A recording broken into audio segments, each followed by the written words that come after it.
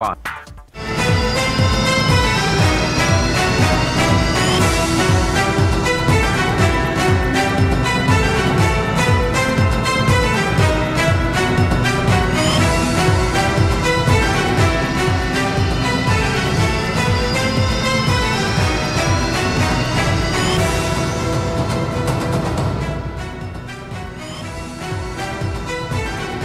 नमस्कार, news night में आप सभी का स्वागत है। मैं हूं निखिल सिंह और मोदी सरकार की 9 वर्ष की उपलब्धियों के साथ सरकार के मंत्री लगातार जनता के बीच जा रहे हैं। गृह मंत्री अमित शाह ने तमिलनाडु में भरी हुंकार, कहा केंद्र सरकार ने तमिल गरिमा को आगे बढ़ाने का किया है काम। न्यूज नाइट में यह खबर आपको विस्तार से दिखाएंगे।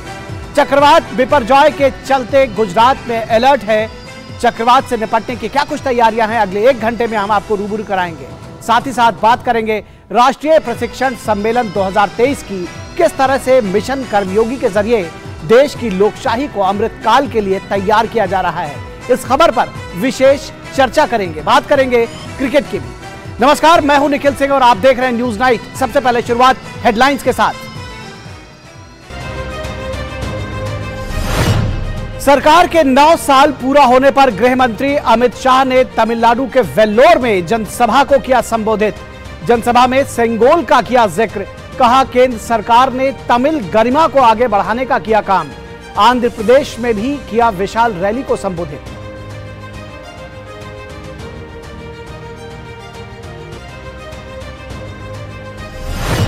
चक्रवात बिपरजॉय के चलते गुजरात में अलर्ट, 15 जून की दोपहर तक कच्छ तट को पार करने की संभावना। 125 से 135 किलोमीटर की रफ्तार से तूफान आने की जताई आशंका। प्रभावित इलाकों में लोगों से घर के अंदर सुरक्षित स्थान पर रहने की अपील। तूफान से निपटने के लिए सभी प्रशासनिक तैयारियां पूरी। उत्तर प्रदेश के वाराणसी में G20 समूह के विकास मंत्रियों की 3 दिवसीय बैठक शुरू। सतत विकास लक्ष्यों को हासिल करने और पर्यावरण अनुकूल जीवन शैली पर होगा मंथन। सम्मेलन में शामिल हुए प्रतिनिधि वाराणसी घाट का दौरा कर सांस्कृतिक विविधता से हुए रूबरू। गंगा आरती में भी हुए शामिल।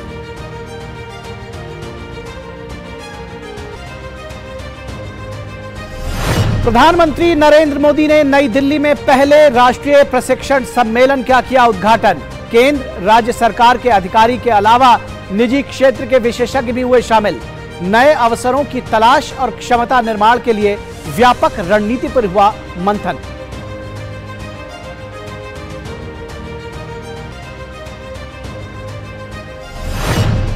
दिल्ली बीजेपी ने मुख्यमंत्री अरविंद केजरीवाल के खिलाफ खोला मोर्चा। सेल्फी विद भ्रष्टाचार का राजमहल अभियान की शुरुआत की।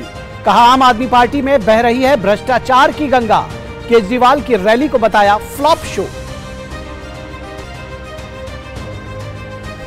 महिला जूनियर एशिया कप हॉकी में भारतीय महिलाओं ने लहराया परचम।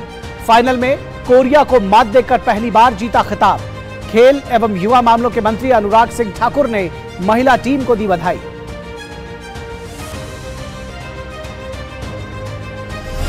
वहीं क्रिकेट में ऑस्ट्रेलिया का विश्व टेस्ट चैंपियनशिप के खिताब पर कब्जा। भारत को 209 रन से हराया। लगातार दूसरी बार फाइनल में हारा भारत।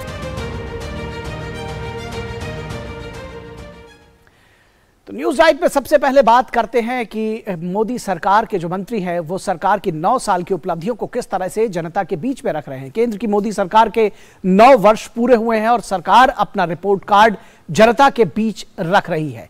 इसको लेकर पार्टी के देश के जो दक्षिणी हिस्सा है उस राज्यों में विशेष अभियान चलाया जा रहा है और आज की अगुवाई केंद्रीय गृह मंत्री अमित शाह ने की।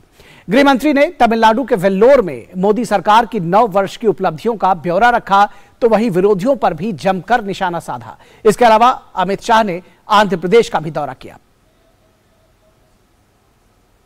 केंद्रीय गृह मंत्री अमित शाह ने तमिलनाडु के वेल्लोर में केंद्र की मोदी सरकार के 9 साल पूरे होने के उपलक्ष्य में एक जनसभा को संबोधित किया।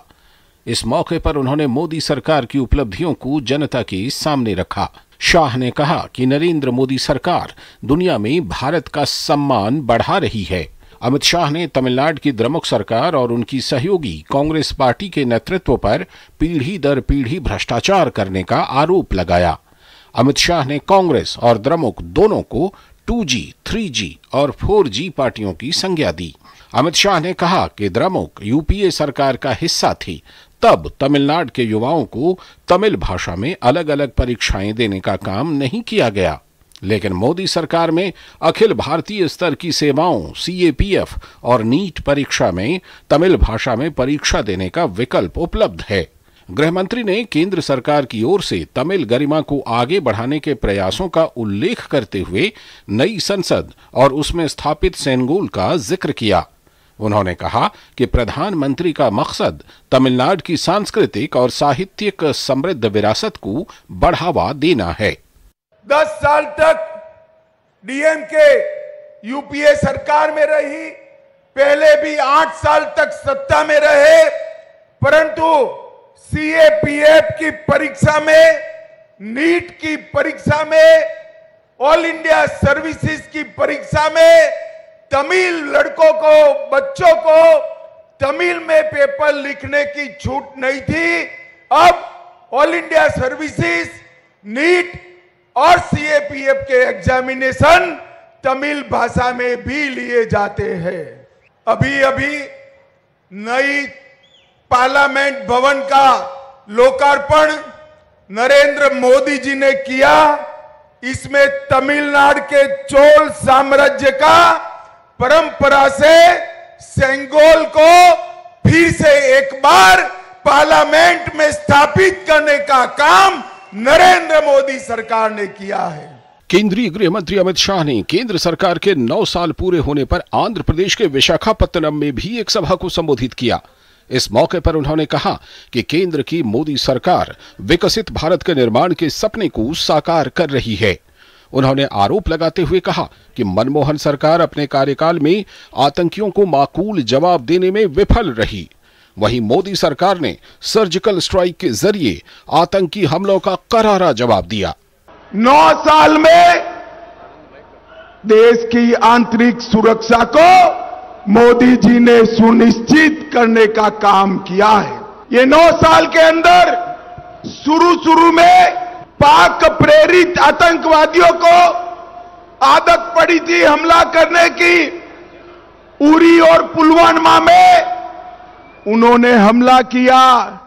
10 ही दिन में मोदी जी ने सर्जिकल स्ट्राइक और एयर स्ट्राइक कर पाकिस्तान के घर में घुसकर उनको जवाब देने का काम किया। इससे पहले अमित शाह ने चेन्नई में पार्टी के बूथ स्तर के कार्यकर्ताओं के साथ बैठक की। पार्टी 2024 के लोकसभा चुनाव में राज्य में 25 सीटों पर चुनाव लड़ने की योजना बना रही है। Bureau report, DD news. और बात बिपरजॉय की कर लेते हैं। पूर्वी मध्य अरब सागर के ऊपर बना तीव्र चक्रवात बिपरजॉय अत्यधिक प्रचंड तूफान में बदल गया है और इसके सुरक्षित रहने के लिए इससे हर स्तर पर तैयारियां की जा रही हैं। मौसम विभाग के मुताबिक इसके उत्तर में बढ़ने और 15 जून की दोपहर तक कच्छ के तट को पार करने की संभावना है। साथ ही लोगों से अपने घरों में सुरक्षित रहने की अपील की गई है। पूर्वी मध्य अरब सागर के ऊपर बना तीव्र चक्रवात बिपरजॉय अत्यधिक प्रचंड तूफान में बदल गया है। पिछले कुछ घंटे के दौरान ये चक्रवात 8 किलोमीटर प्रति घंटे की रफ्तार से उत्तर पूर्व दिशा की ओर मुड़ गया है। मौसम विभाग का कहना है कि फिलहाल चक्रवात बिपरजॉय पोरबंदर से 450 किलोमीटर दक्षिण दक्षिण पश्चिम, द्वारका से 500 किलोमीटर दक्षिण दक्षिण पश्चिम और नलिया से 600 किलोमीटर दक्षिण दक्षिण पश्चिम में केंद्रित है। मौसम विभाग ने पूर्वानुमान बताते हुए कहा कि इसके उत्तर में बढ़ने और 15 जून की दोपहर तक कच्छ के तट को पार करने की संभावना है। साथ ही लोगों से अपने घरों में सुरक्षित रहने की अपील भी की है। ये जो स्ट्रांग विंड अभी चल रहे हैं, जैसे 160 से 170 किलोमीटर प्रति घंटा और स्ट्रांग वेव कंडीशन से, इसमें ships, offshore operations, boats, fisherman के लिए खतरा है। इसलिए हम ये वार्निंग दिए हैं कि 15 तारीख तक कोई मछुआरे भाई समुद्र के अंदर नहीं जाना चाहिए, स्पेशली उत्तर अरब सागर और केंद्रीय अरब सागर। जो इस एरिया में है वो तुरंत सेफ प्लेस को चले जाना चाहिए, नहीं तो कोस्ट को वापस आ जाना चाहिए। सौराष्ट्र कच्छ में 13, 14, 15 उसका इफेक्ट रहेगा, इवन 16 को भी रह सकता है, लेकिन नॉर्थ गुजरात रीजन में 15 और 16 उसका इफेक्ट रहेगा। भारी से अति भारी बारिश भी नॉर्थ गुजरात को मिलने का रूल्ड आउट नहीं है। सीवियर साइक्लोनिक स्टॉर्म बिपरजॉय अभी ईस्ट सेंट्रल अरेबियन सी में है। उसका आप देख सकते हैं यहाँ पे जो क्लाउड पिक्चर है, यहाँ पे ही है Biparjoy extremely severe cyclonic storm अभी इंटेंसिफाई होके हुआ है आज सुबह से। चक्रवाती तूफान विपरजॉय से निपटने के लिए गुजरात के तटीय भागों में तैयारियां की जा रही हैं। गुजरात के मंत्री कानूभाई देसाई ने चक्रवात विपरजॉय से पहले वलसाड के अरब सागर तट पर स्थित तिथल बीच पर तैयारियों का जायजा लिया। उन्होंने कहा कि राज्य के मुख्यमंत्री स्थिति पर नजर बनाए हुए हैं। किसी भी परिस्थितियों से निपटने के लिए पूरी तैयारियां की गई हैं। सभी तटीय इलाकों में एनडीआरएफ और एसडीआरएफ की टीमें तैनात की गई हैं। राज्य के यशस्वी मुख्यमंत्री भूपेंद्र भाई हर रोज हर वक्त ये परिस्थिति का जायजा ले रहे हैं और जो परिस्थिति सर्जन हो रहा है उसके लिए पूरा तैयारी किया गया है, एडवांस प्लानिंग किया गया है और हर एक पूरा गुजरात का जो कॉस्ट है 1600 किलोमीटर सब जगह पे एनडीआरएफ एसडीआरएफ तैनात किया गया है। जिधर भी ऐसा स्पॉट है उधर अने पूर्ण तैयारी के साथ गुजरात सरकार इसके साथ निपटने के लिए रेडी है। मौसम विभाग के अनुसार तूफान से सबसे ज्यादा खतरा 15 जून को हो सकता है। उस दिन तटीय इलाकों में 125 से 135 किलोमीटर प्रति घंटा की रफ्तार से हवाएं भी चल सकती हैं। ऐसे में पेड़, बिजली के खंभे, सेलफोन टावर्स उखड़ सकते हैं और खड़ी फसलों को भी नुकसान हो सकता है। Bureau report, DD news. और यहां वक्त है एक छोटे से ब्रेक का। कहीं मत जाइएगा, जल्द हाजिर होंगे। बात डेवलपमेंट की हो या टेक्नोलॉजी की, आज का नया भारत हर क्षेत्र में हो रहा है advance. New generation new idea के साथ एक न्यू इंडिया का निर्माण कर रही है और ये सब कुछ संभव हो पा रहा है देश के उन समस्त जिम्मेदार नागरिकों के द्वारा। समय पर अदा किए गए एडवांस टैक्स से आप भी समय पर एडवांस टैक्स अदा करके देश की तरक्की में भागीदार बनिए। एडवांस टैक्स जमा करने की आखिरी तारीख 15 जून 2023 है। किसी भी तरह की कंपनी, कॉर्पोरेट या वे व्यक्ति और संस्थाएं जिनकी कर देयता टीडीएस, टीसीएस कटने के बाद 10,000 या उससे अधिक है, वो 15 जून 2023 तक अपने एडवांस टैक्स की किश्त अदा करें। प्रत्येक आयकर दाता एक राष्ट्र निर्माता।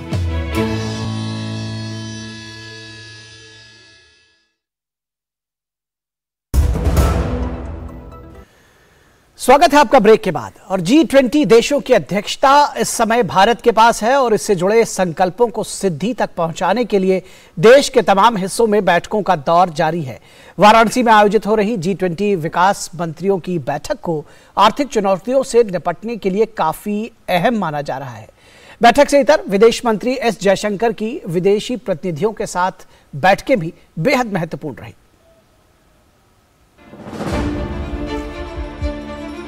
वाराणसी में आयोजित हो रही G20 विकास मंत्रियों की बैठक को आर्थिक चुनौतियों से निपटने के लिए काफी अहम माना जा रहा है। बैठक से इतर विदेश मंत्री एस जयशंकर ने ऑस्ट्रेलियाई विकास मंत्री के साथ बैठक की, जिसमें पीएम मोदी के हाल में हुए ऑस्ट्रेलिया दौरे पर चर्चा हुई। दोनों नेताओं के बीच प्रशांत क्षेत्र में विकास के मुद्दों पर सहयोग पर बातचीत हुई। विदेश मंत्री की एक अन्य बैठक अंकटाड के महासचिव के साथ हुई, जिसमें ग्लोबल साउथ की चिंताओं को दूर करने में G20 की भूमिका पर चर्चा हुई। दोनों नेताओं ने सतत विकास लक्ष्यों की प्रगति को सुनिश्चित करने के लिए मिलकर काम करने पर सहमति जताई। इसके अलावा विदेश मंत्री की जर्मनी संघीय आर्थिक सहयोग और विकास मंत्री श्वेंजा शुल्ज से मुलाकात हुई। विदेश मंत्री की एक अन्य बैठक यूरोपीय संघ के आयुक्त के साथ हुई, जिसमें अंतर्राष्ट्रीय भागीदारी के लिए G20 की भूमिका पर चर्चा हुई। दोनों नेताओं ने भारत के विकास साझेदारी पहल के साथ ग्लोबल गेटवे के साथ समन्वय पर बातचीत को आगे बढ़ाया। रविवार को इस बनारस के प्राचीन शहर में G20 डेवलपमेंटल मिनिस्टर्स की मीटिंग शुरू हुई। विदेश मंत्री डॉक्टर एस जयशंकर ने अपने काउंटरपार्ट से मुलाकात की और ये विचार विमर्श किया कि सस्टेनेबल डेवलपमेंट गोल्स कैसे अचीव किए जा सकते हैं। इससे पहले विदेश मंत्री एस जयशंकर ने अपनी वाराणसी यात्रा की शुरुआत अनुसूचित जाति बूथ अध्यक्ष सुजाता धूसिया के आवास से की। मेजबानी करने वाले परिवारों ने विदेश मंत्री की सादगी पर खुशी जताई। सुबह के नाश्ते के बाद संवाददाताओं से बातचीत करते हुए विदेश मंत्री ने कहा कि वाराणसी में G20 की बैठक में खाद्य सुरक्षा और अनाज को लेकर होने वाली चर्चा में मिलेट्स को बढ़ावा देने का भी संदेश दिया जाएगा। आज से आप जानते हैं ये G20 का कार्यक्रम होगा। ये भी G20 का जो लोग ये माने फूड सिक्योरिटी, जो अनाज या ऊर्जा या खाद के विषय पे जो चर्चा आज होगी, तो इसमें जरूर ये मिलेट का मैसेज बहुत अच्छा जाएगा। बाद में उन्होंने वाराणसी के काशी विद्यापीठ में भारतीय विदेश नीति के उद्देश्यों और विशेषताओं पर एक संगोष्ठी में भाग लिया। विदेश मंत्री ने कहा कि भारत ने प्राकृतिक आपदाओं में कई देशों की मदद की है। पिछले 9 साल में अगर देखें, जब नेपाल में भूकंप हुआ, जब यमन में लड़ाई हुई, जब श्रीलंका में बारिश के कारण उनको बहुत नुकसान पहुंचाया, जब म्यांमार में तूफान हुआ, जब अभी टर्की में जब भूकंप हुआ, तो आप देखिए कि जब भी दुनिया में जो संकटें होती हैं, मोदी सरकार एक तो दुनिया के लिए भला करती है, दुनिया की मदद की ओर कदम उठाती है, पर सबसे ज्यादा हमारे जो लोग जो बाहर जो जाते हैं, हमारे नागरिक जो जाते हैं, आज उनके मन में है कि भाई कहीं भी हो, कुछ भी संकट आए, हम अपने देश पर विश्वास कर सकते हैं, और ये बहुत बड़ी बात है। रविवार से शुरू हुए 3 दिवसीय बैठक में विकासशील देशों पर बढ़ रहा कर्ज, जलवायु परिवर्तन, दुनिया में बढ़ती गरीबी और असमानता, खाद्य और ऊर्जा संबंधी समस्याएं, सप्लाई चेन, भू राजनीतिक तनाव जैसे कई मुद्दों पर चर्चा होगी। दरअसल 13 जून तक चलने वाली इस बैठक में G20 देशों के सदस्य विकास से जुड़ी चुनौतियों पर चर्चा करेंगे। विदेश मंत्री डॉक्टर एस जयशंकर की अध्यक्षता में हो रही बैठक में लगभग 200 विदेशी प्रतिनिधियों के पहुंचने की उम्मीद है। बैठक में 2 मुख्य सत्र होंगे। पहला सत्र सतत विकास लक्ष्यों को हासिल करने के प्रति सामूहिक प्रयास पर केंद्रित होगा, जबकि दूसरा सत्र पर्यावरण अनुकूल जीवन शैली पर होगा। वाराणसी से अमृतपाल सिंह के साथ ब्यूरो रिपोर्ट, डीडी न्यूज। और G20 के विकास मंत्रियों ने वाराणसी स्थित नमो घाट का भ्रमण किया और भारतीय सांस्कृतिक नृत्य का लुत्फ उठाया। इस मौके पर विदेश मंत्री डॉक्टर एस जयशंकर भी मौजूद रहे। विदेश मंत्री डॉक्टर एस जयशंकर और G20 प्रतिनिधि वाराणसी में गंगा आरती में भी शामिल हुए।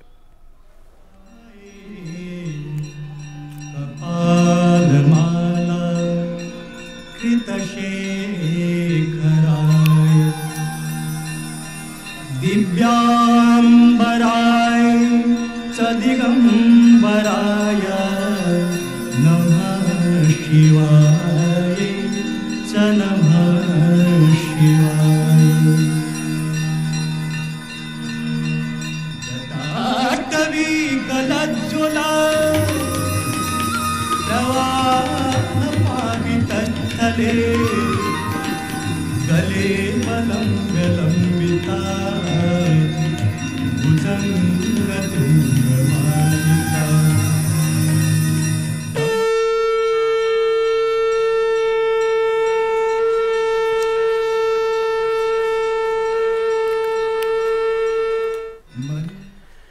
और बात दिल्ली की सियासत की भी कर लेते हैं। दिल्ली में आम आदमी पार्टी के कथित भ्रष्टाचार को सामने लाने और मुख्यमंत्री अरविंद केजरीवाल के आलीशान बंगले के बारे में दिल्ली की जनता को बताने के लिए बीजेपी ने #सेल्फी विद भ्रष्टाचार यानी भ्रष्टाचार का राजमहल अभियान की शुरुआत की है। वहीं आम आदमी पार्टी ने रामलीला मैदान से दिल्ली रामलीला में दिल्ली पर लाए गए अध्यादेश के द्वारा बीजेपी को निशाने पर लिया। दिल्ली में भ्रष्टाचार और विकास के मुद्दे पर बीजेपी और आम आदमी पार्टी फिर से आमने सामने हैं।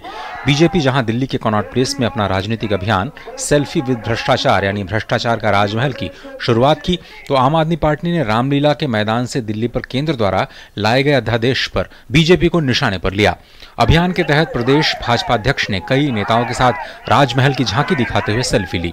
वीरेंद्र सचदेवा ने कहा कि पार्टी अपने राजनीतिक अभियान के जरिए केजरीवाल की असलियत को दिल्ली की जनता के सामने रखेगी। मुख्यमंत्री से सवाल करते हुए उन्होंने कहा कि केजरीवाल ने जनता की गाढ़ी कमाई का 52 करोड़ रुपए अपने शीश महल में खर्च कर बड़े भ्रष्टाचार को अंजाम दिया। सचदेवा ने कहा कि आम आदमी पार्टी का एक ही लक्ष्य है, दिल्ली की जनता को लूटना। उन्होंने कहा कि पार्टी में सत्येंद्र जैन और मनीष सिसोदिया जैसे सैकड़ों भ्रष्टाचारी भरे हैं। इनका सिर्फ एक ही ध्येय है कि दिल्ली को कैसे लूटना है। सेवा तो सिर्फ बहाना है, असली काम तो मेवा खाना है। एक सत्येंद्र जैन जिसने पूरी दिल्ली को लूटा, एक मनीष सिसोदिया जिसने पूरे शराब के नशे के साथ साथ पूरी एक युवा पीढ़ी को नशे में धकेलने के साथ साथ करोड़ों रुपए का घोटाला किया, दोनों जेल में है। अगर ये दो कम पड़ रहे हों तो अरविंद केजरीवाल के पास ऐसे 100 सत्येंद्र जैन और 100 मनीष सिसोदिया हैं। उधर आम आदमी पार्टी की महारैली को वीरेंद्र सचदेवा ने भ्रष्टाचार को छुपाने की नाकाम कोशिश करार दिया। उन्होंने कहा कि मुख्यमंत्री को जनता को बताना चाहिए कि उन्होंने आम लोगों के पैसे को अपने राजमहल बनवाने पर क्यों बर्बाद किए। जिन बच्चों के सर पर हाथ रख के कसम खाते थे कि मैं सरकारी गाड़ी नहीं लूंगा, सरकारी बंगला नहीं लूंगा, सरकारी सुविधाएं नहीं लूंगा, मुझे आज उम्मीद थी कि वो आज रामलीला मैदान में अपने दोनों बच्चों को लेकर आते और उनके सर पर हाथ रख के कहते कि हाँ, ये 52 करोड़ रुपए कहां से आए, मैं आज बताऊंगा। भाजपा सांसद मनोज तिवारी ने भी मुख्यमंत्री केजरीवाल पर जमकर निशाना साधा। उन्होंने कहा कि केजरीवाल सत्ता में आने से पहले जिस लोकपाल का जिक्र करते थे, अब वो लोकपाल की बात करना पसंद नहीं करते। मनोज तिवारी ने कहा कि आम आदमी पार्टी अब खास आदमी पार्टी बन चुकी है। मैं हैरान हूं, एक बार भी उनके मुंह से लोकपाल की बात आज भी नहीं आई। अरविंद केजरीवाल, आप अन्ना हजारे साहब को बुलाओ या न बुलाओ, क्योंकि उस समय तो मैं भी था वहां बैठा हुआ। आप अन्ना हजारे साहब को बुलाओ या न बुलाओ अरविंद केजरीवाल, लेकिन लोकपाल के बारे में बात करनी चाहिए थी। दरअसल कनॉट प्लेस पर दिल्ली के सीएम केजरीवाल के घर का एक मॉडल रखा गया है, जिसे हर दिन अलग अलग जगहों पर रखा जाएगा। इतना ही नहीं, नेताओं के घर के मॉडल के साथ लेते हुए फोटो भी वायरल हो रहे हैं। एक तस्वीर में केजरीवाल के घर के मॉडल के साथ प्रदेश बीजेपी अध्यक्ष वीरेंद्र सचदेवा भी सेल्फी लेते हुए नजर आ रहे हैं। उधर दिल्ली के रामलीला मैदान से मुख्यमंत्री केजरीवाल भी केंद्र सरकार को अलग अलग मुद्दे पर घेरते नजर आए। रैली को संबोधित करते हुए केजरीवाल ने केंद्र सरकार पर अध्यादेश के जरिए लोकतंत्र को खत्म करने का आरोप लगाया। बीजेपी के भ्रष्टाचार के आरोपों का जवाब देते हुए केजरीवाल ने कहा कि उनके पास मनीष सिसोदिया और सत्येंद्र जैन जैसे कई नेता हैं जो दिल्ली को विकास के रास्ते पर ले जाने के लिए काफी हैं। Bureau report, DD news. और रुकेंगे एक छोटे से ब्रेक के लिए, कहीं मत जाइएगा, जल्द हाजिर होंगे। बात डेवलपमेंट की हो या टेक्नोलॉजी की, आज का नया भारत हर क्षेत्र में हो रहा है advance. New generation new idea के साथ एक न्यू इंडिया का निर्माण कर रही है, और ये सब कुछ संभव हो पा रहा है देश के उन समस्त जिम्मेदार नागरिकों के द्वारा। समय पर अदा किए गए एडवांस टैक्स से आप भी समय पर एडवांस टैक्स अदा करके देश की तरक्की में भागीदार बनिए। एडवांस टैक्स जमा करने की आखिरी तारीख 15 जून 2023 है। किसी भी तरह की कंपनी, कॉर्पोरेट या वे व्यक्ति और संस्थाएं जिनकी कर देयता TDS, TCS कटने के बाद 10,000 या उससे अधिक है, वो 15 जून 2023 तक अपने एडवांस टैक्स की किश्त अदा करें। प्रत्येक आयकर दाता एक राष्ट्र निर्माता।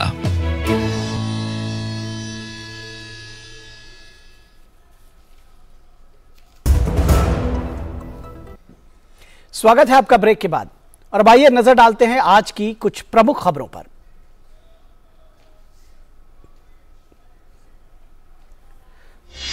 केंद्रीय मंत्री धर्मेंद्र प्रधान ने ओडिशा के बरगढ़ जिले में स्थापित की जा रही भारत पेट्रोलियम कॉर्पोरेशन लिमिटेड की बायो एथेनॉल रिफाइनरी के निर्माण स्थल का दौरा किया और परियोजना स्थल पर चल रहे कार्यों का निरीक्षण किया। इस दौरान बरगढ़ के सांसद सुरेश पुजारी और BPCL के अधिकारी भी मौजूद रहे। धर्मेंद्र प्रधान ने कहा कि Bargarh 2G bio refinery Odisha में हरित विकास और सतत विकास को गति देगी।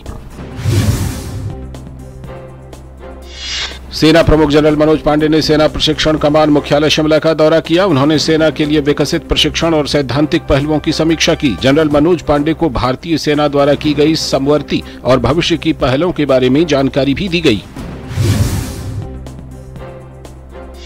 कर्नाटक के मुख्यमंत्री सिद्धारमैया और उप मुख्यमंत्री DK शिवकुमार ने रविवार को प्रदेश में शक्ति योजना लॉन्च की। इस योजना के तहत कर्नाटक की महिलाएं राज्य सरकार की बसों में मुफ्त यात्रा कर सकेंगी। मध्य प्रदेश के भोपाल में शिक्षा मंत्रालय भारत सरकार द्वारा संचालित केंद्रीय संस्कृत विश्वविद्यालय के भोपाल परिसर में लोक परंपराओं में श्री राम विषय पर 2 दिवसीय राष्ट्रीय संगोष्ठी का आयोजन किया जा रहा है। केंद्रीय संस्कृत विश्वविद्यालय एवं अयोध्या शोध संस्थान, संस्कृति विभाग उत्तर प्रदेश के संयुक्त तत्वावधान में आयोजित संगोष्ठी के उद्घाटन सत्र में मुख्य अतिथि के तौर पर पहुंची भोपाल सांसद साध्वी प्रज्ञा सिंह ठाकुर ने कहा कि आज भी भारत में लोग श्री राम को अपनी परंपराओं, संस्कारों, त्योहारों के माध्यम से लोक जीवन में जीते हैं। मणिपुर में सुरक्षा व्यवस्था के कारण इंटरनेट पर लगी रोक की अवधि 15 जून तक के लिए बढ़ा दी गई है। सरकार के अनुसार इसका मकसद सोशल मीडिया पर अफवाहों को रोकना है। आदेश में कहा गया है कि कुछ असामाजिक तत्व सोशल मीडिया का इस्तेमाल नफरत भरे वीडियो संदेशों के लिए कर सकते हैं, इसीलिए कानून व्यवस्था को मजबूत करने के लिए इंटरनेट सेवा पर पाबंदी को बढ़ाया जा रहा है। झारखंड में सरकार की भर्ती नीति के खिलाफ छात्रों के बंद का आज दूसरा दिन था। राज्य में बंद का मिला जुला असर देखने को मिला। बंद समर्थक संगठनों की मांग है कि राज्य में तीसरे और चौथे दर्जे की नौकरियों में 100% आरक्षण झारखंड के लोगों के लिए रखा जाए। वर्तमान नीति के अनुसार राज्य में 60% सीटों पर राज्यवासियों की, 40% सीटों पर बाहरी राज्यों के लोगों की बहाली हो सकती है। उत्तर प्रदेश के मथुरा में पुलिसकर्मियों को बड़ी सफलता मिली है। मथुरा में छैमार गैंग के अपराधी फाती उर्फ कदीम को गिरफ्तार कर लिया गया है। पुलिस मुठभेड़ में आरोपी को गोली भी लगी, उसे इलाज के लिए अस्पताल में भर्ती कराया गया है। कदीम जनवरी से वांछित चल रहा था। इस पर 50,000 रुपए का इनाम भी घोषित था। आरोपी के पास से कारतूस भी बरामद हुआ है। पटना रेलवे स्टेशन से विशेष सूचना के आधार पर लगभग 13 किलोग्राम सोने के साथ विदेशी मूल के 2 तस्करों को गिरफ्तार किया गया है। ये लोग बांग्लादेश से तस्करी कर सोने की खेप को दिल्ली पहुंचाने की फिराक में थे। विशेष सूचना के आधार पर सीमा शुल्क विभाग की टीम ने कोलकाता से नई दिल्ली जाने वाली दुरंतो एक्सप्रेस ट्रेन से इन तस्करों को गिरफ्तार किया। पकड़े गए सोने की अंतर्राष्ट्रीय बाजार में कीमत 7 करोड़ रुपए से भी अधिक की बताई जा रही है। और अरुणाचल प्रदेश के नामसाई जिले में आयोजित हो रही C20 शिखर सम्मेलन का आज समापन हो गया। अंतिम दिन एक अधिक सामंजस्यपूर्ण और समावेशी विश्व व्यवस्था और विविध मुद्दों, सभ्यता समाधान के लिए प्राचीन संस्कृति का पुनरुद्धार, इस विषय पर एक विशेष सत्र का आयोजन किया गया। इसमें मुख्य वक्ता के तौर पर अरुणाचल प्रदेश के डिप्टी सीएम चौना मीन ने भाग लिया। C20 प्रतिनिधियों ने मॉडल गांव इम्पोंग का भी दौरा किया, जहां पारंपरिक तरीके से उनका स्वागत किया गया।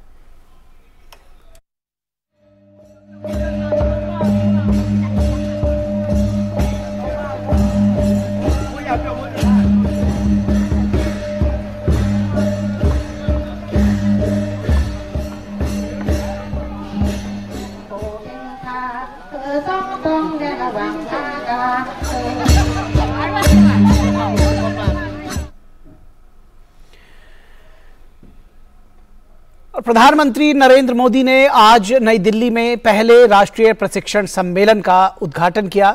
यह सम्मेलन प्रगति मैदान के अंतर्राष्ट्रीय प्रदर्शनी और सम्मेलन केंद्र में आयोजित किया गया। इस सम्मेलन का उद्देश्य देश भर में प्रशासनिक अधिकारियों के लिए बुनियादी प्रशिक्षण ढांचे को मजबूत करना है।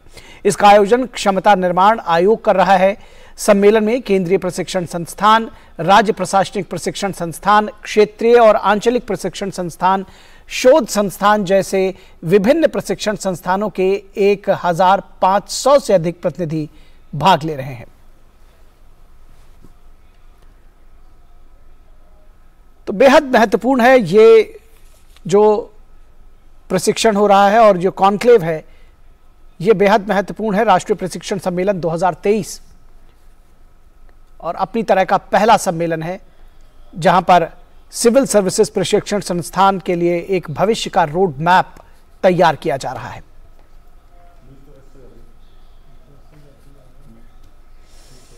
और इसी विषय पर आज हमारा विशेष है। जो राष्ट्रीय प्रशिक्षण सम्मेलन 2023 है, उसी से उपजा है ये कि मिशन कर्मयोगी लोक सेवा बने जन जन की सेवा। दरअसल मिशन कर्मयोगी प्रधानमंत्री का एक तरह से कहा जाए तो ये ड्रीम प्रोजेक्ट कहें, लोक सेवा बने जन जन की सेवा, ये उनकी आकांक्षा है। और इस आधार पर इस मिशन को आगे ले जाने के लिए तमाम कोशिशें की जा रही हैं, तैयारियां की जा रही हैं। तो विशेष भी आज का हमारा यही है, मिशन कर्मयोगी लोक सेवा बने जन जन की सेवा। और इस पर बातचीत करने के लिए हमारे साथ खास मेहमान जुड़े हुए हैं। SN त्रिपाठी हमारे साथ इस पर बातचीत करने के लिए।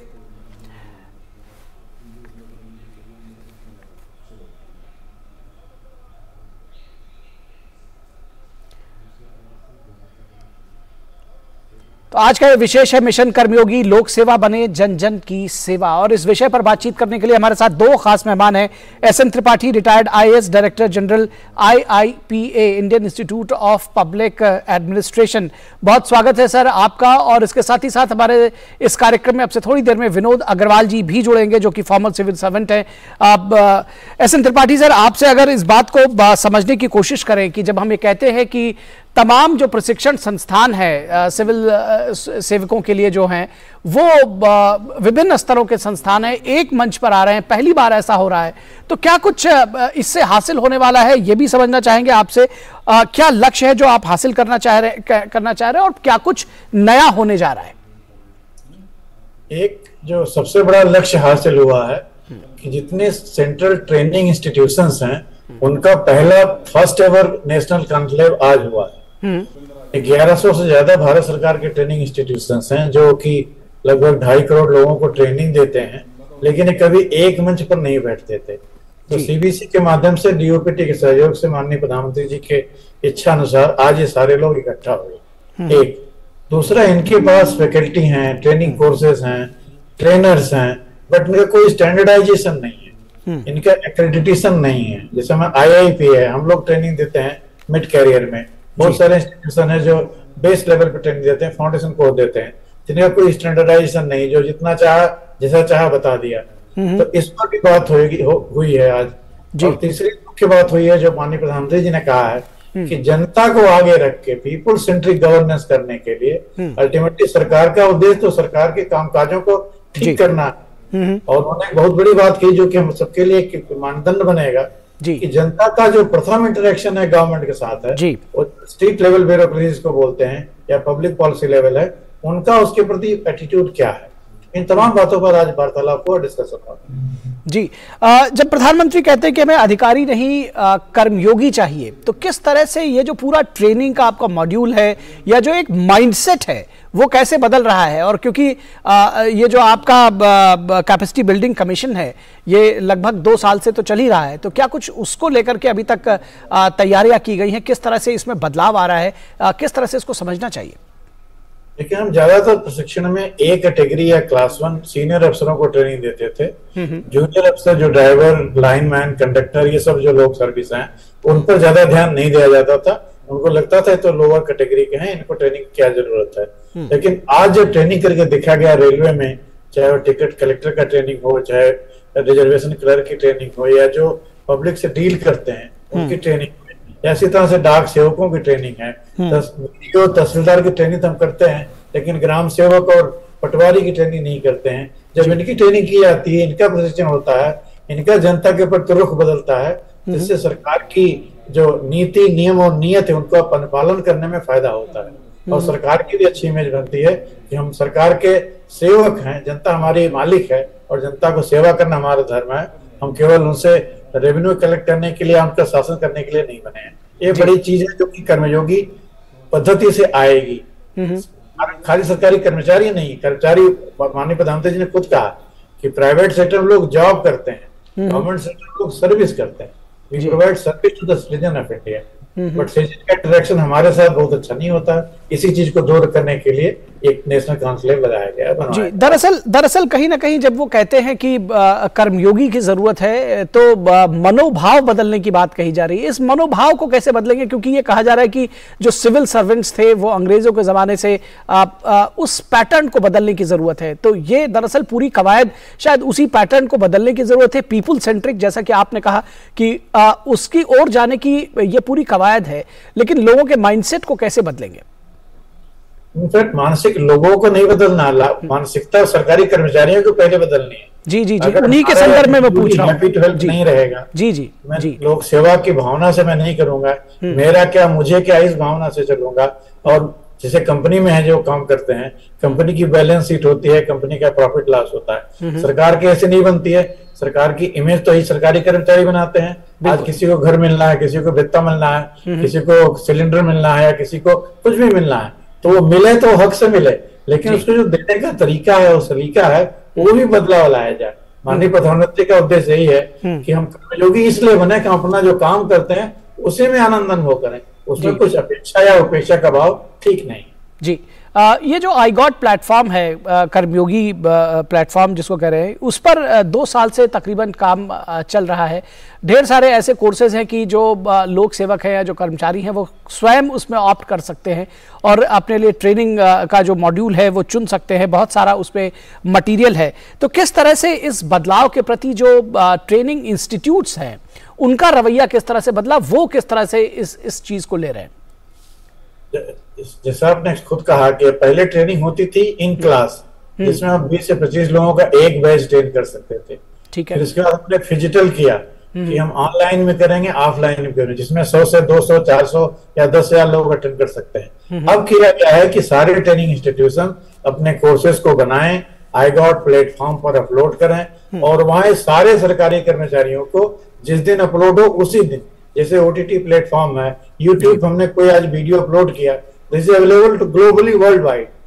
iGOT भी इसी तरह का ट्रेनिंग माध्यम है जहाँ के सारे ट्रेनिंग मटेरियल जो है सरकारी कर्मचारियों को सहज उपलब्ध होंगे, निःशुल्क उपलब्ध होंगे और अपनी इच्छा के अनुसार कोर्स चुन सकते हैं, अपने सेल्फ पेस लर्निंग कर सकते हैं। और लगभग 10 लाख से ज्यादा लोगों ने आज तक एनरोल किया है। हमारा IIEP का खुद एक कोर्स है जो कि हम टॉप 5 इंस्टीट्यूशंस में है, जो कि हमारा कोर्स बहुत पॉपुलर है स्ट्रेस मैनेजमेंट का।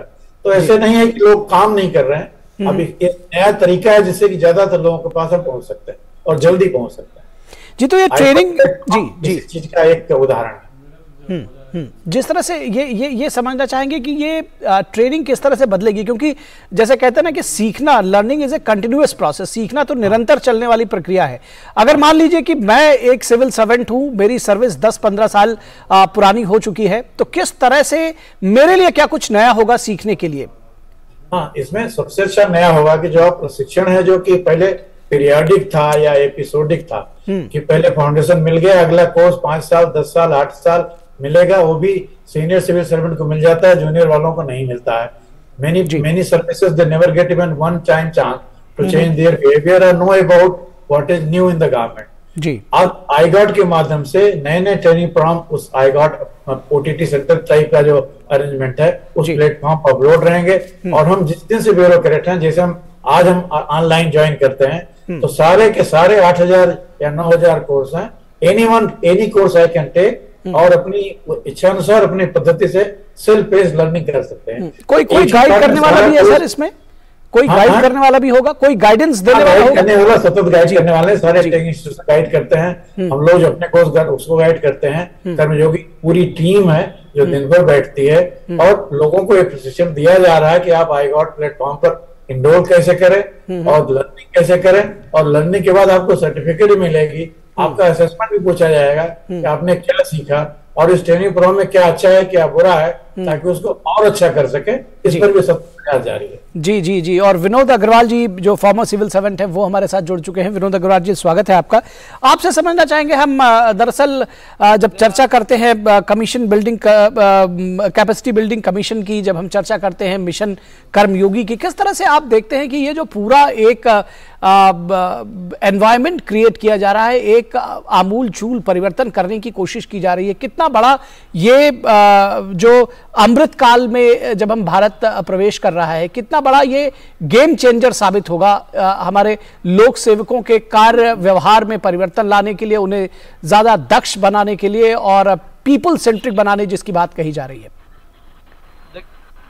देखिए, इसमें मुझे ये कहना है कि प्रशिक्षण कार्यक्रम जो पहले से भी आयोजित किए जाते रहे हैं, जब हम लोग सेवा में आए थे तब से प्रशिक्षण कार्यक्रमों का आयोजन किया जा रहा था, लेकिन इनका नंबर जब राजीव गांधी आए तो कुछ बढ़ाया गया, लेकिन एक फाइनल जो टच अप आया है, एक कॉन्क्लेव बनाकर इसको प्रशिक्षण कार्यक्रमों को उनका क्या लाभ होने वाला है ये देखा जाएगा। क्या ये नीड को पूरा करते हैं कि नहीं करते हैं, कितना प्रशिक्षण क्षमता बढ़ रही है, और विभिन्न प्रशिक्षण संस्थानों को एक साथ जोड़कर जो जिसकी क्षमता है, जिस प्रशिक्षण संस्थान की ज्यादा क्षमता है उससे सहयोग लेकर दूसरे प्रशिक्षण संस्थानों को जोड़ा जाएगा।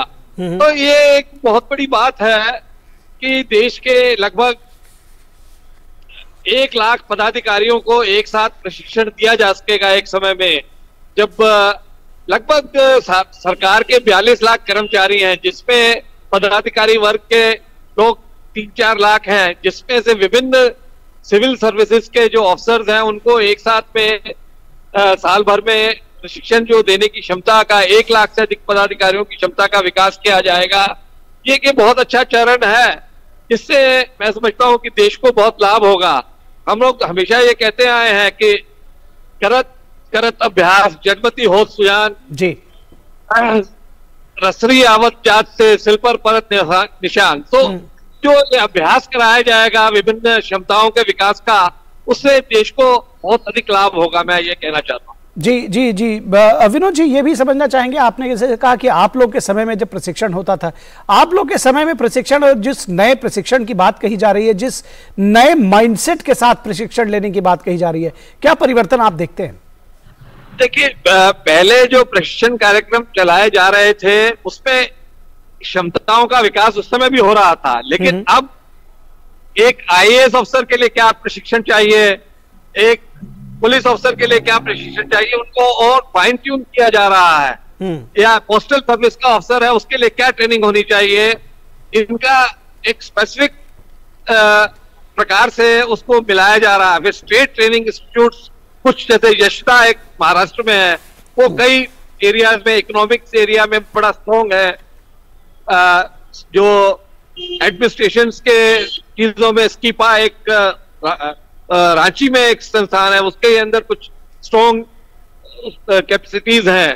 तो क्षमताओं का विभिन्न जगह जो क्षमताएं हैं उनको एक पर्टिकुलर अफसर के लिए क्या यूजफुल होगा। फिर सबसे बड़ी चीज ये है कि अफसर्स का जो इस प्रकार से ट्रेनिंग की जाएगी तो उनके एक मानसिक तौर पर उनको विकसित किया जाएगा, मानसिक तौर से कि वो किस कार्यक्रम के लिए ज्यादा उचित हैं, उनका उससे मिलान किया जा सकेगा कि एक पर्टिकुलर अफसर IAS में आया, IAS में आने के बाद क्या वो फाइनेंस में ज्यादा काम करे, क्या वो सोशल सेक्टर में ज्यादा काम करे, इनको एक मिलान किया जा सकेगा इन प्रशिक्षण कार्यक्रमों के थ्रू, और उससे ये चयन किया जा सकेगा कि भाई ये अफसर सोशल सेक्टर के लिए बहुत अच्छा है, ये अफसर आगे और अफसर्स को प्रशिक्षण देने के लिए बहुत अच्छा है, और उसको उसी क्षेत्र में प्रशिक्षण कराया जा सके। तो ये बातें का काम किया जा सकेगा, मैं ये समझता हूँ। जी जी जी, विनोद जी एक और सवाल आपसे जानना चाहेंगे, जो SN त्रिपाठी जी से भी मैंने जानने की कोशिश की थी कि जो सिविल सर्वेंट्स है या जो सरकारी कर्मचारी हैं, अधिकारी हैं, उनके माइंडसेट में परिवर्तन कैसे लेकर आएंगे। जो मिशन कर्मयोगी है, आप चाह रहे हैं, देश चाह रहा है, प्रधानमंत्री चाह रहे हैं कि वो एक कर्मयोगी की तरह काम करें, लेकिन इस माइंडसेट में परिवर्तन कैसे लेकर आएंगे? आपका सवाल जो है बहुत अच्छा भी है और बहुत कठिन भी है। माइंडसेट का परिवर्तन जो है वो एक छोटे से समय में नहीं हो सकेगा, ये लगातार पदाधिकारियों को, अधिकारियों को और प्रशिक्षकों और प्रशिक्षण देने वालों को साथ बैठना होगा। सबसे बड़ी बात यह कि प्रशिक्षण देने वाले कई संस्थानों को समझा जाता है कि जहां उनकी पोस्टिंग कर दी जाती है अफसर को, वो समझा जाता है कि इनको एक तरह से पनिशमेंट पोस्टिंग दे दी गई। तो सबसे पहले प्रशिक्षण संस्थानों में जिन लोगों की नियुक्ति की जाए ये देखना होगा कि वो सबसे वन ऑफ द बेस्ट हैं, उनको सैलरी स्ट्रक्चर्स कुछ हायर देने होंगे, कई स्टेट्स वो नहीं देते। तो मेरा कहने का मतलब प्रशिक्षण संस्थानों को पहले सबसे ज्यादा सुदृढ़ किया जाना होगा, और तभी बेसिकली ये बहुत मुश्किल है लोगों के जनमानस को बदलना, लेकिन फिर भी प्रयत्न करने के सिवा और कोई चारा भी तो नहीं है। मैं समझता हूँ कि हम ये नहीं कह सकते कि मुश्किल काम है तो नहीं किया जाए, करना तो पड़ेगा ही। जी, मैं इसके अलावा इससे अधिक इस विषय पे अभी कुछ नहीं कह सकता। जी, चुनौतियां हैं, लेकिन उन चुनौतियों से पार पाया जा सकता है। त्रिपाठी जी भी शायद इसी लाइन पर कुछ बात कर रहे थे। जी, और जो मैंने रास्ता बताया कि फेस करने का एक रास्ता ये है कि प्रशिक्षण संस्थानों में जिन लोगों की नियुक्ति की जाए वो बहुत ही अच्छे पदाधिकारी होने चाहिए, सिलेक्टेड अफसर होने चाहिए, बेस्ट अफसर होने चाहिए, तभी वो अच्छे प्रशिक्षण दे सकेंगे और लोगों में आत्मविश्वास जगा सकेंगे। जी जी, ये मेरा सबसे बड़ा मुद्दा है। बिल्कुल। SN त्रिपाठी जी, जब ये कहते हैं कि युवाओं पे चूंकि फोकस है और ये कहा जा रहा है कि जो आज के युवा अधिकारी हैं अमृत काल में आने वाले 25 वर्षों में वही देश को शीर्ष पर ले जाएंगे, तो ऐसे में किस तरह से देखते हैं कि उनको जो है एक बेहतर ट्रेनिंग मिलनी चाहिए, और आपको लगता है कि एक उस बेहतर ट्रेनिंग की तरफ हमने एक कदम तो कम से कम आगे बढ़ा ही दिया है? एकदम सही कह रहे हैं, एक कदम नहीं, एक बड़ा माइलस्टोन स्टेप है ये, मेजर स्टेप है। कारण आपको ज्ञान की जो आवश्यकता है नौकरी में आने के बाद केवल फाउंडेशन कोर्स या प्रथम ट्रेनिंग से नहीं मिलेगी, आप बिट्स एंड बाइट्स में रोज कुछ सीख सकते हैं। तो आईकॉट प्लेटफॉर्म या नेशनल कैपेसिटी बिल्डिंग फ्रेमवर्क, सारे ट्रेनिंग इंस्टीट्यूशन का कॉन्क्लेव, इससे न केवल माइंडसेट में चेंज आएगा बल्कि ये भी आएगा कि लर्निंग का जो मॉडल है भारत का उसमें परिवर्तन आएगा। हम अभी तक यही सिखाते थे कि विश्व में भारत विदेश में ऐसा होता है, वहां कहानी ऐसी होती है, वही पढ़ पढ़ के हम जनसेवकों को भेजते थे। आज के नए जनसेवक जो अगले 30 साल तक देश की सेवा करेंगे, इनके हाथ में देश का भविष्य है। तो जो इनका भविष्य या मन निर्माण करता है वो लोग अपने को ट्रेनर करें जिनके अंदर ये भावना हो। इसलिए ट्रेनिंग को या प्रशिक्षण को उच्च स्थान दिया जाए ताकि लोग उनको पनिशमेंट पोस्टिंग न माने, एक बड़ी भारी जनसेवा का काम माने। और माननीय प्रधानमंत्री जी यही कहने का प्रयास भी किया है कि ट्रेनिंग तो पनिशमेंट पोस्टिंग नहीं बल्कि भारत निर्माण का प्रथम कदम माने। As is the seed so is the plant. अगर स्टेज पर हम ठीक रखेंगे नहीं और प्लांट को बाद में हम 30 साल बाद उसको खाद पानी देंगे तो वो अच्छा रिजल्ट नहीं देगा। अगले 30 साल तक यही ब्यूरोक्रेट भारत को आजादी का 100 वर्ष मनवाएंगे, के साथ तक चलेंगे, सेवा करेंगे। इसलिए इनकी मनोवृत्ति का परिवर्तन करना, इनके मनोवृत्ति पर कुछ परिवर्तन करने का प्रयास करना अपने आप में एक भगीरथ प्रयास है। और इस भगीरथ प्रयास की शुरुआत हुई है जो कि इसका एक बहुत बड़ा प्रमाण आज हुआ। निश्चित तौर पर एक बहुत बड़ा प्रमाण आज मिला है। और आपने कहा कि जिस तरह से ये एक गेम चेंजर साबित होगा, एक बड़ा माइलस्टोन है, तो आगे निश्चित तौर पर जो हमारी परिकल्पना है कि अमृतकाल में जब भारत एक विकसित भारत बनने का सपना देख रहा है तो इस तरह के जो लोक सेवक हैं वो उसमें बड़ी भूमिका निभाएंगे। बहुत शुक्रिया इस तमाम बातचीत के लिए, इस विचार मंथन के लिए एस एन त्रिपाठी जी और विनोद अग्रवाल जी, आप दोनों लोगों का। और न्यूज राइट में फिलहाल रुकेंगे एक छोटे से ब्रेक के लिए। आप कहीं मत जाइएगा, ब्रेक के उस पार भी तमाम खबरें बाकी हैं अभी। बात डेवलपमेंट की हो या टेक्नोलॉजी की, आज का नया भारत हर क्षेत्र में हो रहा है advance. New generation new idea के साथ एक न्यू इंडिया का निर्माण कर रही है और ये सब कुछ संभव हो पा रहा है देश के उन समस्त जिम्मेदार नागरिकों के द्वारा। समय पर अदा किए गए एडवांस टैक्स से आप भी समय पर एडवांस टैक्स अदा करके देश की तरक्की में भागीदार बनिए। एडवांस टैक्स जमा करने की आखिरी तारीख 15 जून 2023 है।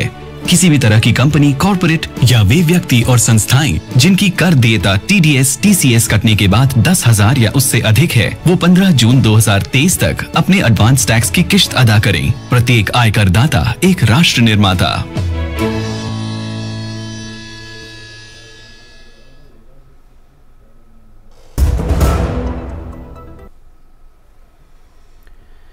स्वागत है आपका ब्रेक के बाद। भारतीय नौसेना ने अरब सागर में मल्टी कैरियर ऑपरेशन और 35 से अधिक विमानों की समन्वित तैनाती के साथ अभ्यास कर अपनी समुद्री क्षमताओं का प्रदर्शन किया। इस अभ्यास में भारत के 2 एयरक्राफ्ट कैरियर्स INS विक्रमादित्य और स्वदेशी तौर पर बनाए गए INS विक्रांत ने भी एक साथ हिस्सा लिया। इस नौसैनिक अभ्यास में जहाजों, पनडुब्बियों और विमानों के साथ साथ समुद्री क्षेत्र में भारत की तकनीकी विशेषज्ञता का भी प्रदर्शन किया गया। नौसैनिक शक्ति का यह प्रदर्शन राष्ट्रीय हितों की रक्षा, क्षेत्रीय स्थिरता और समुद्री क्षेत्र में साझेदारी को बढ़ावा देने की भारत की प्रतिबद्धता को दर्शाता है। इसके अलावा यह भारत के मित्र देशों को यह आश्वासन भी देता है कि भारतीय नौसेना इस क्षेत्र में हमारी सामूहिक सुरक्षा आवश्यकताओं का समर्थन करने में सक्षम है।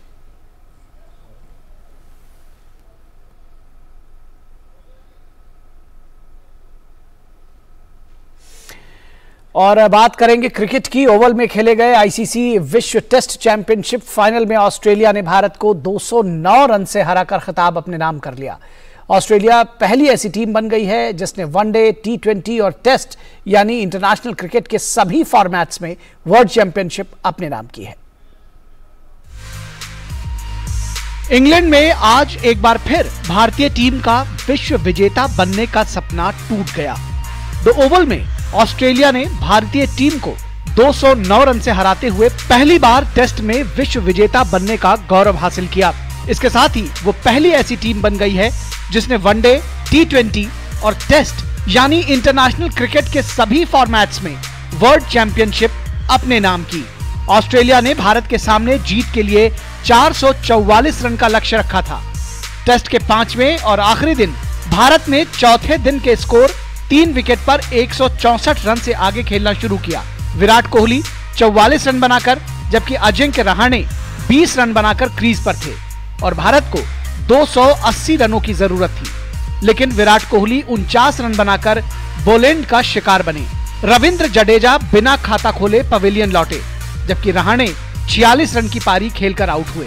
भारतीय विकेटकीपर श्रीकर भरत 23 रन बनाकर आउट हुए। भारतीय टीम दूसरी पारी में 234 रन पर सिमट गई।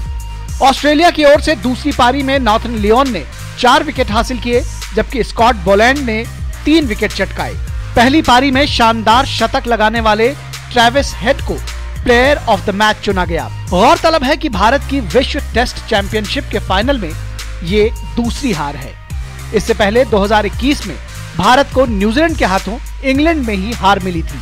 वहीं भारत ने पिछली बार 2013 में चैंपियंस ट्रॉफी जीती थी। इसके बाद से टीम कोई आईसीसी टूर्नामेंट नहीं जीत सकी है।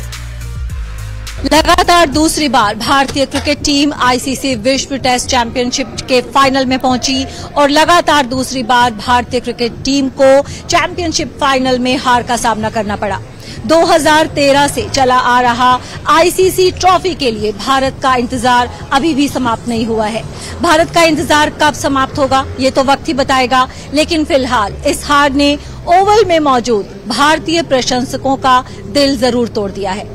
कैमरा पर्सन सुमित नौडियाल के साथ Suchitra, DD news, Kennington Oval, London. तो जो क्रिकेट के प्रशंसक हैं वो निराश जरूर हुए होंगे, लेकिन भारतीय महिला हॉकी टीम ने जरूर मुस्कुराने का मौका दिया है और भारतीय महिला हॉकी टीम ने जूनियर एशिया कप 2023 का खिताब अपने नाम कर लिया है। भारत ने फाइनल मुकाबले में दक्षिण कोरिया की टीम को 2-1 से शिकस्त दी है। भारतीय टीम का टूर्नामेंट में सफर बेहद शानदार रहा है। जहां टीम ने सेमीफाइनल में जापान को हराया था, वहीं आज कोरिया के खिलाफ भी टीम दमदार दिखी। भारत की जीत में अहम भूमिका निभाते हुए अन्नू और नीलम ने 1-1 गोल किए। तो क्रिकेट की निराशा को हॉकी में महिलाओं ने जो है उसकी भरपाई कर दी कहीं ना कहीं, और जो चारों तरफ से उनको बधाइयों का तांता लग रहा है। भारतीय महिला हॉकी टीम ने जूनियर एशिया 2023 का खिताब अपने नाम कर लिया है। खेल मंत्री अनुराग ठाकुर ने ट्वीट कर महिला टीम को बधाई दी है। अपने ट्वीट संदेश में खेल मंत्री ने लिखा कि एक शानदार और अविस्मरणीय रविवार। महिला जूनियर हॉकी एशिया कप का खिताब जीतने वाली महिला टीम को अशेष बधाई। अपने कौशल और जुनून के दम पर उन्होंने 4 बार के चैंपियन दक्षिण कोरिया को हराकर पहली बार खिताब जीता। ये एक गर्व और खुशी का विषय है कि युवा और जमीनी स्तर की प्रतिभाओं को निखारने की हमारी कोशिश रंग लाई है, क्योंकि इनमें वे 17 एथलीट हैं जिन्हें खेलो इंडिया और साई बेंगलोर ने प्रशिक्षण दिया है। हमें आप पर बहुत गर्व है और पूरा देश आपकी सफलता से खुश है।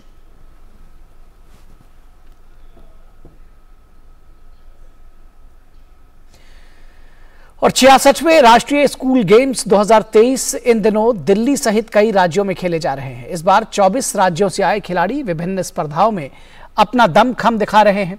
ऐसे में निशानेबाजों ने भी कई राज्यों के बीच कांटे की टक्कर देखने को मिल रही है। नोएडा के चंद्रो तोमर शूटिंग रेंज में निशानेबाजी प्रतियोगिता जारी है, जहां युवा अपने नाम की चमक बिखेर रहे हैं। इन दिनों भारत में हर स्तर पर प्रतियोगिताएं आयोजित की जा रही हैं। केंद्र सरकार और खेल मंत्रालय जहां खेलो इंडिया यूथ गेम्स, खेलो इंडिया यूनिवर्सिटी गेम्स के जरिए युवाओं को तराश रही है, वहीं दिल्ली इस बार 66वें राष्ट्रीय स्कूल गेम्स की मेजबानी कर रहा है। इन खेलों में 24 राज्यों से आए खिलाड़ी विभिन्न स्पर्धाओं में अपना दमखम दिखा रहे हैं। ये खेल पिछले 3 साल से आयोजित नहीं किए जा रहे थे। ऐसे में जब इस वर्ष इन्हें कराया जा रहा है तो युवा खिलाड़ियों के साथ साथ टीम के कोच, आयोजकों में खासा उत्साह देखने को मिल रहा है। हमारे इस SGFI गेम्स में 171 बॉयज़ हैं और 151 लड़कियां हैं। 24 राज्यों ने इसमें भाग लिया है इसमें, और ये एक ऐसा प्लेटफॉर्म है बच्चों को स्कूल लेवल से, यहाँ से उनको एक प्लेटफॉर्म रेडी होता है और यहाँ से अपना टारगेट चुनते हैं, यहाँ से एक अच्छे लेवल पे खिलाड़ी बन के अपना सिलेक्शन खेलो इंडिया के लिए, अदर संस्थाओं के लिए यहाँ से अपना वो परफॉर्म करते हैं। यहाँ से पहली बार 0 प्रोटेस्ट है, हमेशा कुछ ना कुछ प्रोटेस्ट रहते थे सभी राज्यों के। इस बार किसी ने भी कोई प्रोटेस्ट नहीं दिया। हम रिजल्ट्स को बिल्कुल समय पर डिक्लेयर कर रहे हैं हम, और बिल्कुल भी इसमें हम लापरवाही बिल्कुल भी बर्दाश्त नहीं कर रहे हैं कहीं भी। 0 लेवल पे भी नेशनल है तो हम इसको नेशनल की तरह करा रहे हैं इसको। भारत में इन दिनों निशानेबाजी के खेल में काफी लोकप्रियता देखने को मिल रही है और विभिन्न प्रतियोगिताओं के जरिए निशानेबाज अपने अपने राज्य की टीमों में शामिल होने को बेताब हैं, साथ ही भारतीय टीम का हिस्सा बनना चाहते हैं। SGFI खेलों से खिलाड़ियों को स्कूली स्तर पर बड़ी पहचान मिलती है और आगे चलकर राज्य की टीम में उनके चयन की संभावनाएं बढ़ जाती हैं।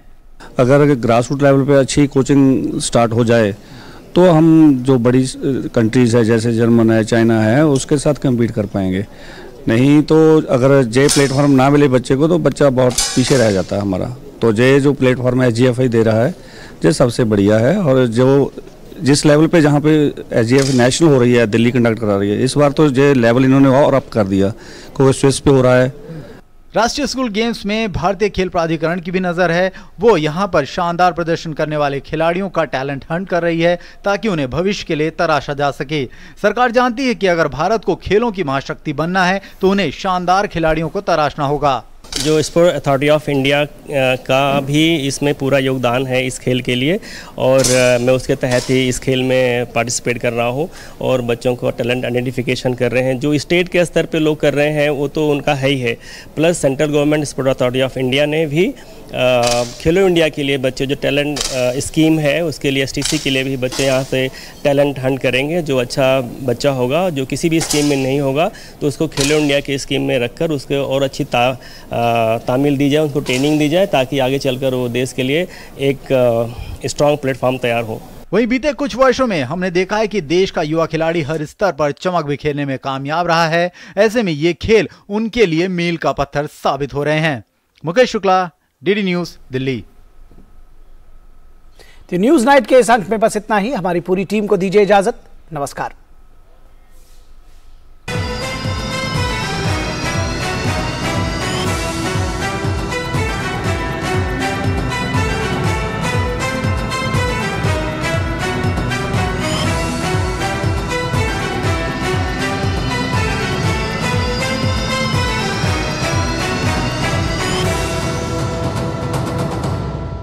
न्यूज नाइट के प्रायोजक थे LIC, हर पल आपके साथ, और वंडर सीमेंट। जब दिल में हो जज्बात तभी होती है एक परफेक्ट शुरुआत।